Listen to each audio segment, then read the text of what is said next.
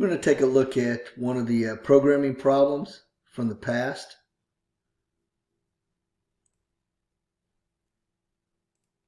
Or a couple of them.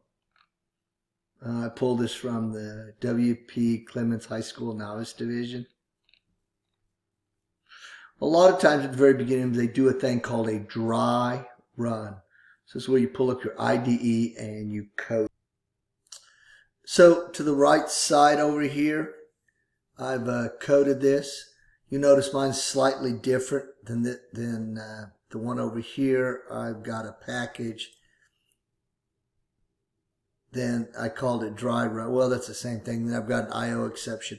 The one thing that you do have to keep in mind that might make it a little easier is if you specify your full path. Right here and here, they don't specify the full path.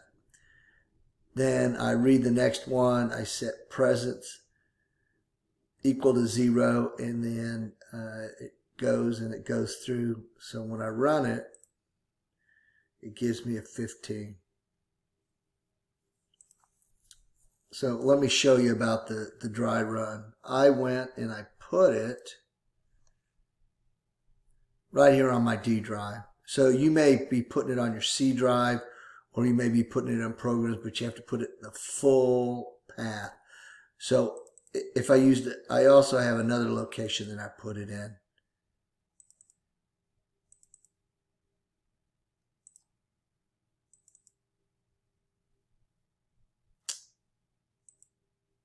So I would have to, like if I had it down here, I would go ahead and put dry run at the very end here.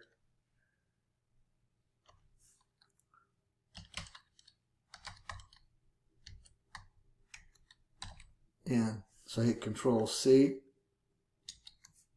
Control A, Control C, and then you could put it right in there like that.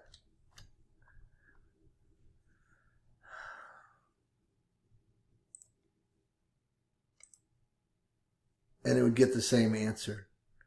So just keep in mind, like I said, and what it is what you'll do is I'm going to the full path where I put dry run inside my Eclipse. So, and the way I did it was I went new and I put file, and then that's when I named it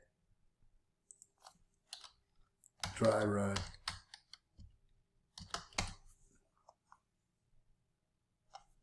Where I sit in. So that's how I would get it at the beginning. So wherever you lay it, make sure that you get the full path right there to make sure that it can locate it. Because an error that you're going to get is it's going to say it's not found. So let me make a small change.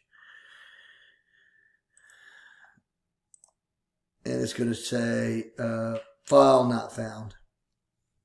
So I mean, I put it in two places here. I put it down in my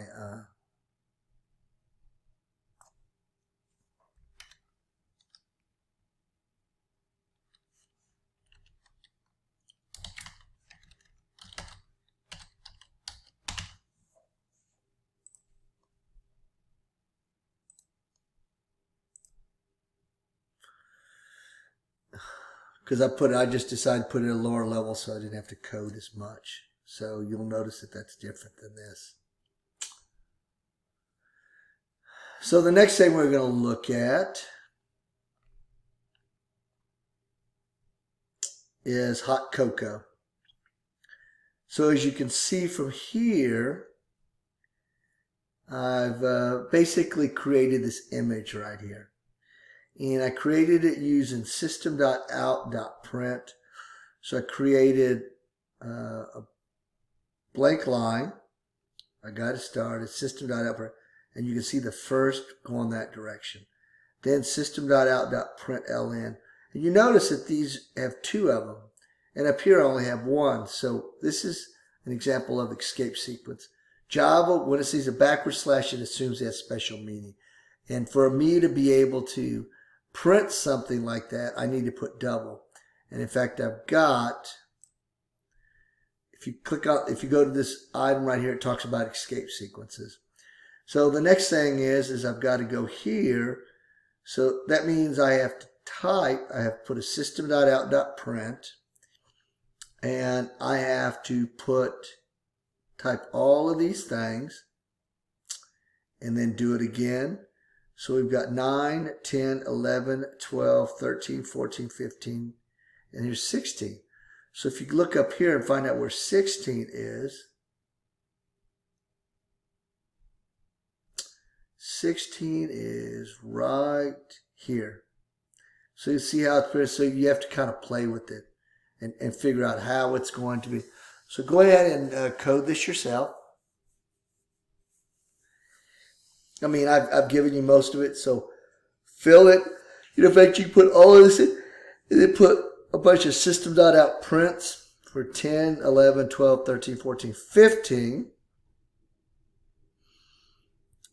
And then be sure to put the double quotes in that, and then play around it and see how you good.